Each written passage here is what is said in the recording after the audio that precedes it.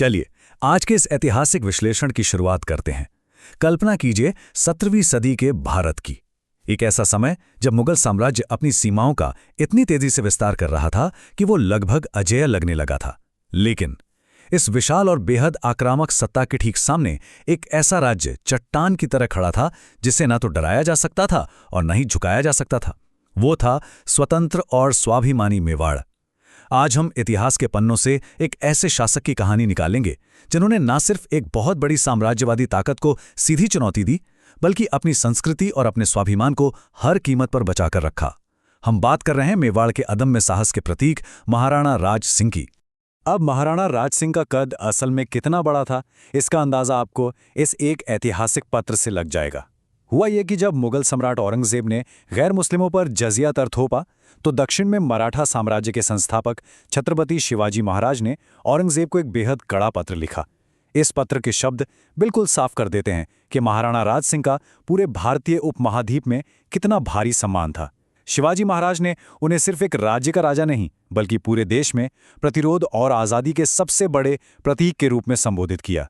सच में ये कोई छोटी बात नहीं है। भाग 1, मेवाड़ के उत्तराधिकारी और एक नाजुक शांति। आइए देखते हैं कि प्रतिरोध का ये महान व्यक्तित्व आखिर कैसे आकार लेता है। 1629 में जन्मे राज सिंह का बचपन मुगल और मेवाड़ के तनावों के साये में ही बीता। जाहिर है, एक ऐसे राजवंश में जन्म लेना जहां महाराणा प्रताप जैसे पूर्वजों ने मुगलों की अधीनता कभी स्वीकार नहीं की थी, उसका मतलब था कि राज सिंह को विरासत में महज एक गद्दी नहीं मिल रही थी, उन्हें मिल रहा था प्रतिरोध का एक बहुत बड़ा दायित्व। और यही वजह थी कि बहुत कम उम्र से ही उन्हें सीमा सुरक्षा और प्रशासन की कठोर सच्चाइयों के बीच धकेल दिया गया था। जब 1652 में युवा राज सिंह ने मेवाड़ की सत्ता संभाली, तब हालात बेहद नाजुक थे। लेकिन यहां उन्होंने अपनी गजब की कूटनीति दिखाई। जिस वक्त मुगल दरबार में शाहजहां की बीमारी के चलते सत्ता के लिए एक खूनी संघर्ष चल रहा था, महाराणा ने पूरी तरह से तटस्थता बनाए रखी। उन्होंने जानबूझकर किसी भी मुगल राजकुमार का पक्ष नहीं लिया। और जानते हैं इस शांति के दौर का उन्होंने क्या किया? उन्होंने चुपचाप चित्तौड़गढ़ किले की मरम्मत शुरू कर दी और मेवाड़ के उन हिस्सों पर दोबारा नियंत्रण कर लिया जो मुगलों के कब्जे में चले गए थे। ये एक शांत लेकिन एकदम सटीक रणनीतिक शुरुआत थी। भाग 2, राज्य के रक्षक और एक लक्ष्मण रेखा खींचना।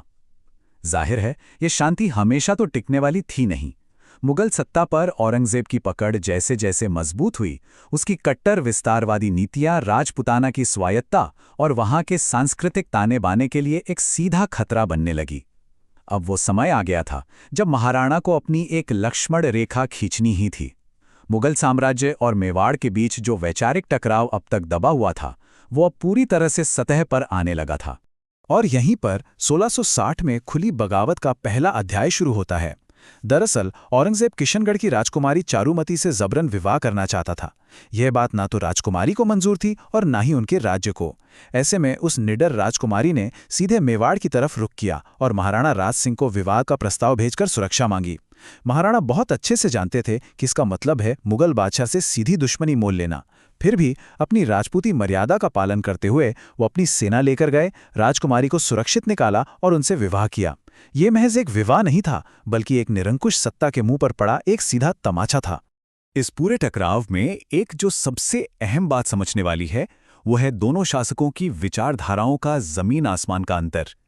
एक तरफ 1669 में औरंगजेब आदेश जारी कर रहा था जिसके तहत क्षेत्रीय हिंदू मंदिरों को तोड़ा जा रहा था, और दूसरी तरफ महाराणा राज सिंह ने बहुलवाद और सहिष्णुता की नीति अपना रखी थी।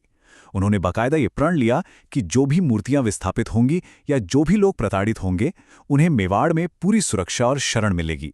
मतलब जब पूरे साम्राज्य में खौफ का माहौल था, तब मेवाड़ एक सुरक्षित आश्रय स्थल बनकर उभर रहा था।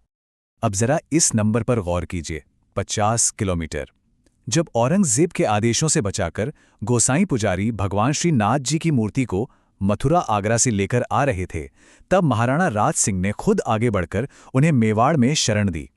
1672 में श्री नाथ जी को नाथद्वारा में स्थापित किया गया। और आपको पता है ये जगह मेवाड़ की राजधानी उदयपुर से कितनी दूर है? मात्र 50 किलोमीटर। ये सिर्फ एक नंबर नहीं है, ये दिखाता है कि महाराणा ने खतरे को अपनी राजधानी के कितने करीब पनाह दी थी। ये उनकी निडरता का शायद सबसे बड़ा प्रमाण है। भाग 3, खुली बगावत और पूरे राजपुताना को एकजुट करना। यहां तक पहुंचते पहुंचते वैचारिक मतभेद अब एक पूरे युद्ध में तब्दील हो चुके थे। स्थानीय लोगों का जो आर्थिक और धार्मिक उत्पीड़न हो रहा था वो बर्दाश्त के बाहर जा चुका था। ऐसे में इस खुली बगावत के दौर में महाराणा का जो सबसे बड़ा योगदान रहा वो था बिखरे हुए राजपूत कुलों को एक झंडे के नीचे लाना। चलिए देखते हैं कि 1679 के साल ने इस ठंडे पड़े युद्ध को एक धधकती ज्वाला में कैसे बदल दिया। इसी साल औरंगजेब ने गैर मुस्लिमों पर अपमानजनक जजिया कर फिर से लागू कर दिया। महाराणा राज सिंह ने इसका कड़ा विरोध किया और एक पत्र लिखा। और बात यहीं खत्म नहीं हुई।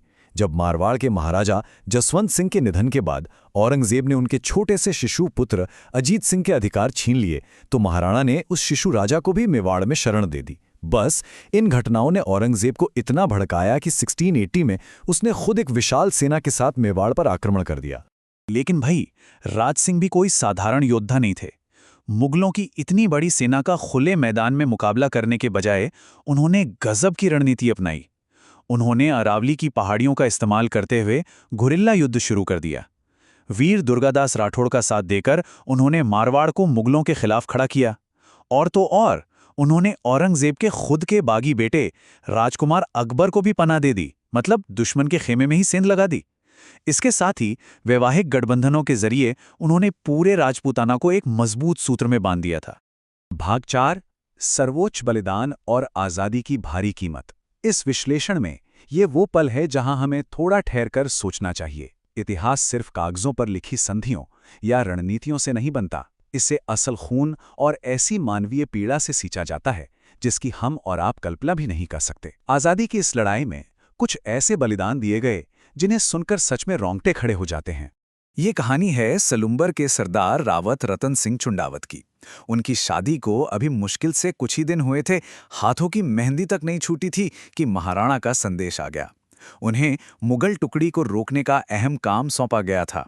अब युद्ध भूमि की ओर जाते हुए अपनी नई नवेली दुल्हन को पीछे छोड़कर जाने में उनके मन में एक झिझक आ रही थी। वो युद्ध के मैदान में जाने को तैयार तो थे, लेकिन अपने मन को पत्नी के मोह से पूरी तरह आज़ाद नहीं कर पा रहे थे। और यहीं से इतिहास का सबसे मार्मिक, सबसे रोंगटे खड़े कर देने वाला दृश्य सामने आता है। जब रतन सिंह ने अपने सेवक को रानी के पास कोई आखिरी निशानी लाने भेजा तो हाड़ी रानी सहल कंवर तुरंत समझ गईं कि उनका पति मोह के कारण अपना क्षत्रिय धर्म नहीं निभा पा रहा है। पति का ध्यान अपने कर्तव्य से न भटके, इसलिए इस वीर रानी ने एक ऐसा कदम उठाया जिसकी मिसाल इतिहास में शायद ही कहीं मिले।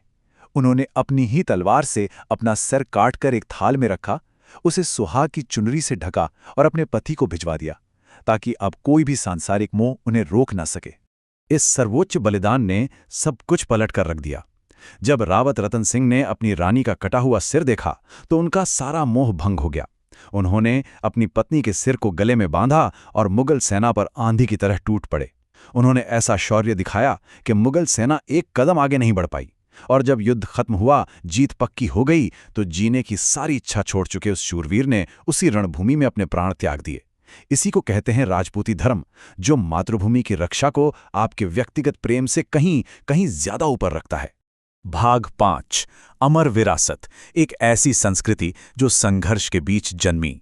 युद्ध और इन भयानक बलिदानों से परे महाराणा राज सिंह का एक और बेहद अनूठा पहलू है। 1680 में कुंभलगढ़ जाते समय जहर दिए जाने के कारण अचानक उनका निधन हो गया। लेकिन जाने से पहले उन्होंने एक ऐसी सांस्कृतिक विरासत की नींव रख दी थी जो दशकों लंबे युद्ध के बीच भी फली फूली। हैरानी की बात तो यह है कि जब एक तरफ तलवारें चल रही थीं, तब दूसरी तरफ मेवाड़ में कला और निर्माण का स्वर्ण युग चल रहा था। महाराणा और उनके परिवार ने राजसमंद जैसी विशाल झीलें बनवाईं, त्रिमुखी बावड़ी जैसी सुंदर जल संरचनाएं बनवाईं। साहित्य में रामायण और भागवत पुराण के बेहतरीन सचित्र ग्रंथ रचे गए। और सबसे खास श्रीनाथ जी के आगमन के साथ नाथद्वारा की पिछवाई चित्रकला शैली का जन्म हुआ, जो आज भी पूरी दुनिया में मशहूर है। ये सब सिर्फ इमारतें या चित्र नहीं थे, ये एक पूरी सभ्यता के जीवित रहने की बहुत बड़ी घोषणा थी। तो इस पूरी चर्चा के आखिर में हमारे सामने एक बहुत बड़ा सवाल खड़ा होता है। इतिहास अक्सर राजाओं को इस बात से मापता है कि उन्होंने कितनी जमीन जीती, लेकिन महाराणा राज सिंह का जीवन हमें कुछ और ही सोचने पर मजबूर करता है। क्या असली महानता किसी अंधी ताकत के सामने घुटने टेकने के बजाय अपने लोगों, अपनी कला और अपने विश्वासों की रक्षा करने में नहीं है? एक ऐसा शासक जिसने आज़ादी की बहुत भारी कीमत चुकाई जरूर, लेकिन आने वाली पीढ़ियों के लिए स्वाभिमान की एक ऐसी लकीर खींच दी जिसे कोई मिटा नहीं सकता। इसी विचार के साथ हम आज के इस विश्लेषण को यहीं विराम देते हैं। गहराई से जानने और समझने की हमारी ये यात्रा यूं ही आगे भी जारी रहेगी।